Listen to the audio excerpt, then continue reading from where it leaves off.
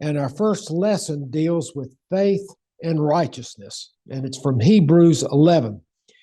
Now, what is faith? And our text today not only defines faith, but it also gives examples of those who possessed it, and that each had faith in the face of adversity. Okay? Now, our text is from Hebrews 11, verses 1 through 4a, 7a through 8, 17 through 18, 20 through 23, 32, and 39 through 40. By the time I finish reading the text, we'll probably be out of time. So let's go ahead. Hebrews 11. Now faith is the assurance of things hoped for, the conviction of things not seen. Indeed, by faith, our ancestors received approval. By faith, we understand that the worlds were prepared by the word of God, so that what is seen was made from things that are not visible. By faith, Abel offered to God a more acceptable sacrifice than Cain's. By faith, Noah, warned by God about events as yet unseen, respected the warning and built an ark to save his household. By faith, Abraham obeyed when he was called to set out for a place that he was to receive as an inheritance. And he set out, not knowing where he was going. By faith, Abraham, when put to the test, offered up Isaac. He who had received the promises was ready to offer up his only son, of whom he had been told, "It is through Isaac that descendants shall be named for you." By faith, Isaac invoked blessings for the future of Jacob and Esau. By faith, Jacob, when dying, blessed each of the sons of Joseph, bowing in worship over the top of his staff. By faith, Joseph, at the end of his life, made mention of the exodus of the Israelites and gave instructions about his funeral. By faith, Moses was hidden by his parents for 3 months after his birth, because they saw that the child was beautiful, and they were afraid of the king's edict. And what more should I say? For time would fail me to tell of Gideon, Barak, Samson, Jephthah, of David and Samuel and the prophets. Yet all these, though they were commended for their faith, did not receive what was promised, since God had provided something better, so that they would not, apart from us, be made perfect. I had a very hard time with Hebrews. I don't think I'd ever studied it. Now, each of the people from the scriptures is an example of faith by trusting in God. Now, who wrote Hebrews? And importantly, when was Hebrews written? Who was the book written to? And why was it written, and its purpose? Now, right off the bat, who wrote it? There's controversy over whether Paul wrote it. The early Christian church in the East named Paul as the author of Hebrews, but that was the only group that had done it. On the faith of that, Paul is mentioned along with Hebrews as being a possible author. But many biblical scholars note that it's so unlike anything else that Paul had done. He doesn't say what the purpose of the book is going to be. In most of his letters, he does. He identifies himself in some way through all of his letters. The author's not identified in Hebrews. There's so many other things that's so different from Paul's writing style. And yet, at the beginning of our lesson today, when I talked about the definition of faith, now faith is the assurance of things hoped for, the conviction of things not seen. That sounds, doesn't it sound like something Paul would write? And so he is the possible writer, and many biblical scholars say that he isn't, but he certainly, in the early Eastern Church, was considered the author of Hebrews. Now, when was the book written? Well, the way that biblical scholars have dated it has to do with the destruction of the temple, which was in 70 AD. Since the temple is mentioned 3 times in the book of Hebrews, the question is, the temple is still in existence. And so therefore, it must have been written before 70 AD. And so it's an exhortation to those people, those Christians who are facing persecution. And that comes from a whole. It doesn't state that as its purpose. It's just the book taken as a whole, chapter 11. It exhorts Christians that no matter how bad that it gets, that they're to maintain their faith. Now, if the book is written before the destruction of the temple, that falls pretty squarely under the rule of both Nero and then later Domitian. Both of the Roman emperors persecuted Christians, and probably Nero would be the one that people think of when they think of the persecution of the early Christians. Yes, they were thrown into the arena. Nero, there's a report in a Roman historian, Suetonius, who wrote his account of the 12 Caesars at the end of the 1st century, that Nero was crazy. He erected poles in this private arena of his, tied Christians to them, soaked them in fuel oil, and set them on fire at night while they were still alive. The most graphic depiction I've seen, particularly in a film, was in Quo Vadis. And I don't think that of course, this was long before they had computer-generated stuff. And I don't see how they shot some of those sequences in the early 50s in Quo Vadis of the lions attacking, Christians. I don't know how they filmed it, but it gives you something of what the early Christians must have faced, the terrible persecutions that they were under. They could be killed just for being Christians. It was a particularly horrible time. Domitian was also an emperor that seems to stand out as persecuting Christians. Of course, Nero even got so crazy toward the end that the Senate ordered his arrest. And Nero fled the city, and the end came at a villa. His Praetorian guard had already abandoned him. And he tried to kill himself by drowning himself, and it wouldn't work. And finally, he had to get a slave girl to push a knife through his throat. And his last words were, "The world is losing a great artist." And Nero's last words. So the terrible persecutions that the Christians faced would have been before the temple was destroyed, and as far as the book of Hebrews is concerned.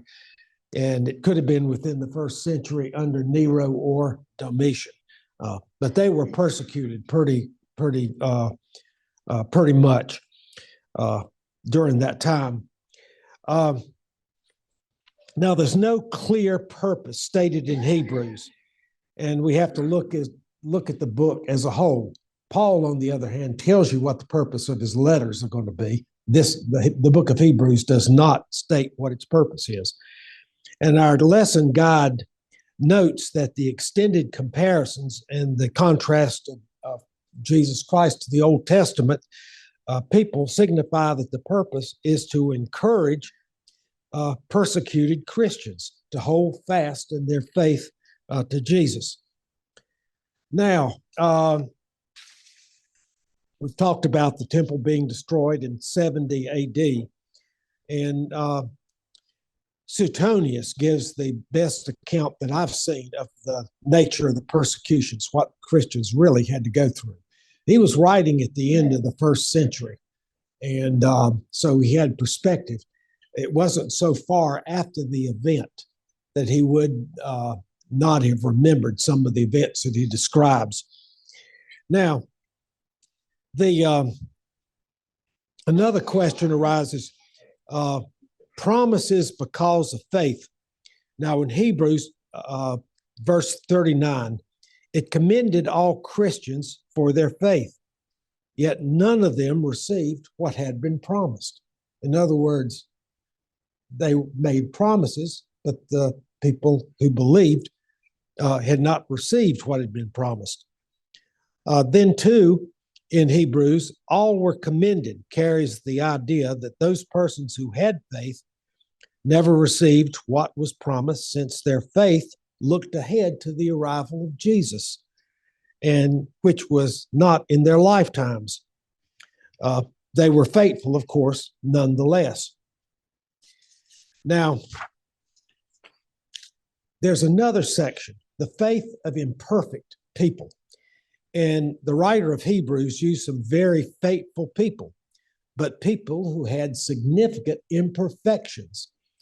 And I think the one thing out of his list, he mentions a long list of names of people who had faith yet were imperfect people. And the story of David and Bathsheba being about the classic. David is often considered one of the greatest kings of Israel. And the shepherd boy, the singer of songs, had killed Goliath.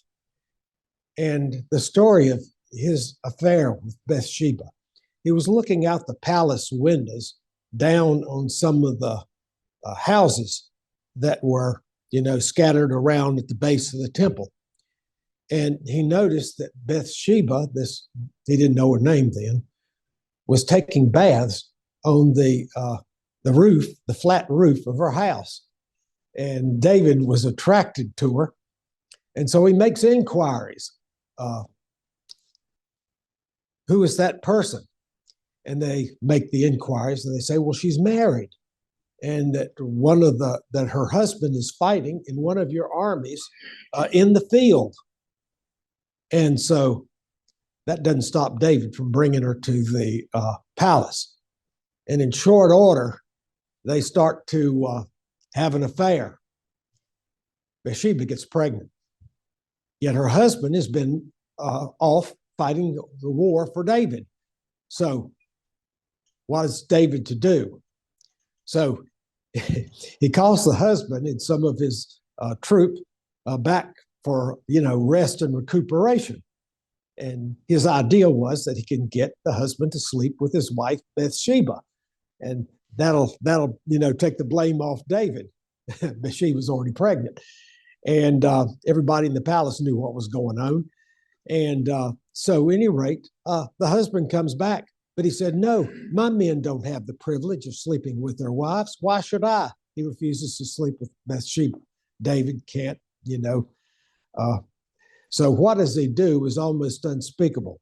With the husband, he writes a letter to the husband's commander to put him right at the head of the battle where he's sure to be killed. And of course, he is. And David, thinks he's home free, or is he? And then he gets an unpleasant visitor named Nathan, I believe, a prophet. And Nathan says, I've received a petition that there was a very wealthy man who had plenty of sheep, of lambs, and there was a poor man that he knew that lived nearby who had only one lamb, a servant of his. So the rich man wants to have a feast. And so he takes, instead of one of his own sheep, he goes and gets the only lamb of the poor servant and serves that up for a meal. And the poor man's without, even though the rich man had plenty. And so the prophet then asked David, what do you think about that? And David said, well, that's an outrage. The rich man, should give up his life. And then Nathan looks at David and says, David, you're the rich man. It's you. And it gives him quite a shock. For the first time, he sees what he has done. But of course, the child is later born. Who was the child? Solomon. Yeah, okay. who will be a king. It didn't? Not Solomon? Okay, that child died. So, but Solomon is born later. Okay, got you. That's right. The child died. Thank you, Bob. I had forgotten that. The story of David and Bathsheba. When Nathan confronts him, he says, David, you're the rich man. David, offers to do penance and everything else, but he doesn't get away with it clear. He never has peace within his own family, does he, for the rest of his reign? And there's a plague towards the end of it. A lot of people die. So he doesn't walk away from what had happened scot-free. Now, so as people of faith, how do we walk? How do we behave? Knowing that we're imperfect. And there's a long list of the imperfect people that the writer of Hebrews, will list. Well, as persons of faith, as Christians, we believe the promise of God, of having faith in God to live as he wants us to live. And by thinking of others, doing for others, and never forgetting that the life we live is a blessing from God. Now, we live in faith, not knowing what will come next in our lives. Nobody really can see over the horizon. What could happen? A war in the Middle East breaks out. We could get involved. There's so many things. Another pandemic could come about. Nobody really saw the last pandemic when it happened ahead of time. Anything. We really don't know over the horizon what we're going to face. But no matter what the future brings, and our lesson is clear, we must hold fast to our faith in God and his son Christ.